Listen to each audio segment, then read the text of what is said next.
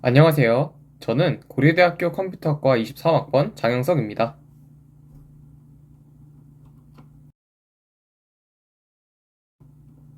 먼저 저는 학생부 교과, 학교 추천 전형을 통해서 고려대학교에 들어왔어요.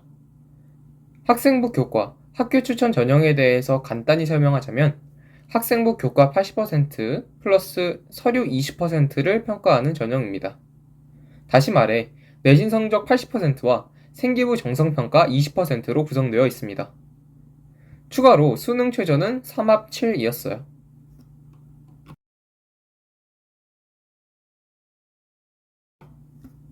고려대학교 컴퓨터학과는 데이터과학과와 함께 정보대학에 포함되어 있습니다.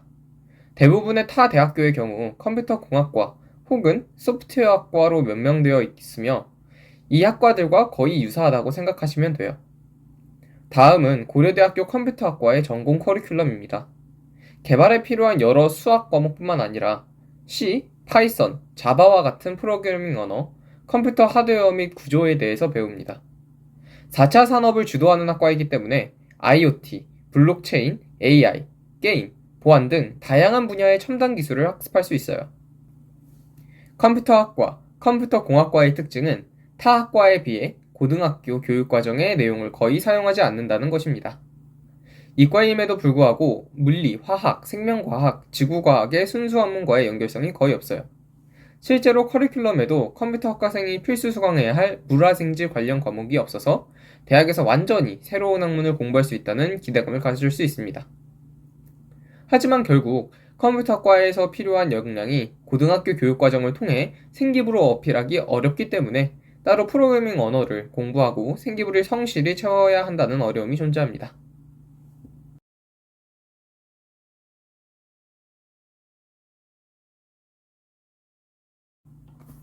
수학 영역에서는 미적분과 기하를 필수적으로 수강하는 것을 추천해요.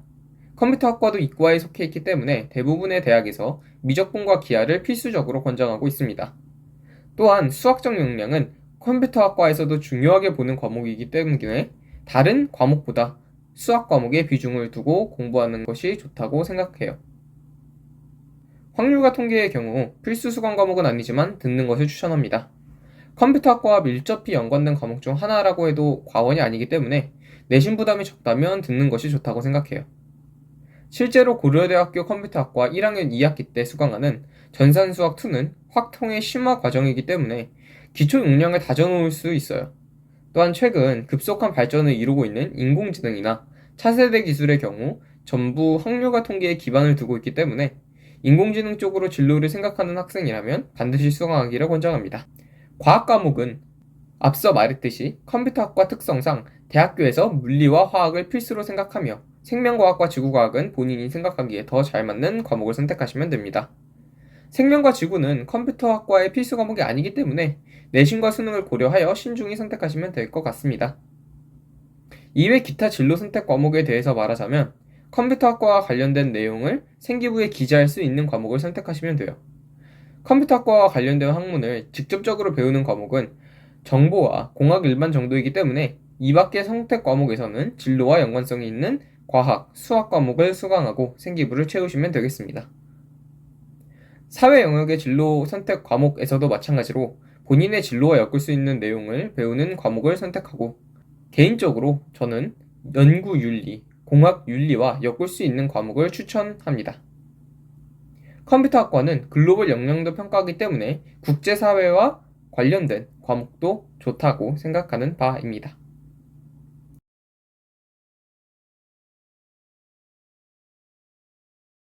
과목마다 세부적인 공부 방식은 달랐지만 큰 틀에서 봤을 때 공통적인 공부 방법은 약한 부분 강화하기였습니다. 다양하고 많은 문제를 푸는 것도 분명 중요하지만 틀렸던 문제를 여러 번 다시 풀면서 본인이 약한 부분을 파악하고 보완하는 작업을 항상 했어요. 또한 암기 과목 같은 경우에는 개념과 디테일한 작은 부분도 놓치지 않기 위해 노력했습니다. 남들이 다 맞는 문제는 반드시 맞춰야 된다는 생각으로 꼼꼼히 공부하는 습관을 들였던 거죠. 마지막으로 시험은 자신감으로 완성된다고 생각해요. 근거 없는 자신감이 아님 공부를 통한 근거 있는 자신감이요. 반복적 복습과 디테일을 챙기는 습관은 이런 자신감의 근거가 돼요.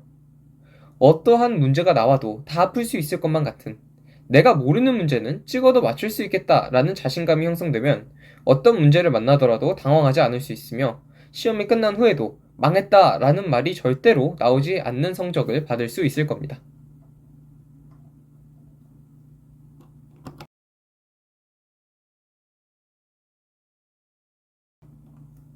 단순히 저는 컴퓨터학과에 입학하여 개발자가 되고 싶습니다가 아니라 저는 컴퓨터학과에 입학하여 이러이러한 것을 하는 이러이러한 특별한 이러이러한 개발자가 되고 싶습니다. 와 같이 구체적이고 특정한 목표를 정하고 생기부에 드러내고자 하는 것이 좋습니다. 또한 생기부에 자율, 동아리, 진로, 세특만 읽고도 본인이 원하는 구체적 목표가 보이도록 학생부를 작성해야 합니다.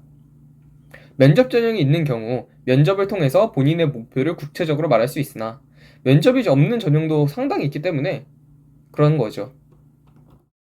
컴퓨터학과의 특성상 본인이 직접 C 언어나 파이썬을 이용하여 코딩을 해보는 것도 반필수적이라고 할 수 있죠. 복잡한 프로그램을 만드는 것도 좋지만 알고리즘에 대한 이해를 동반하는 활동을 하는 것이 더 좋다고 생각해요. 한 가지 더 말하자면 학년을 거듭하면서 심화되는 탐구를 진행하는 것이 좋다고 생각합니다.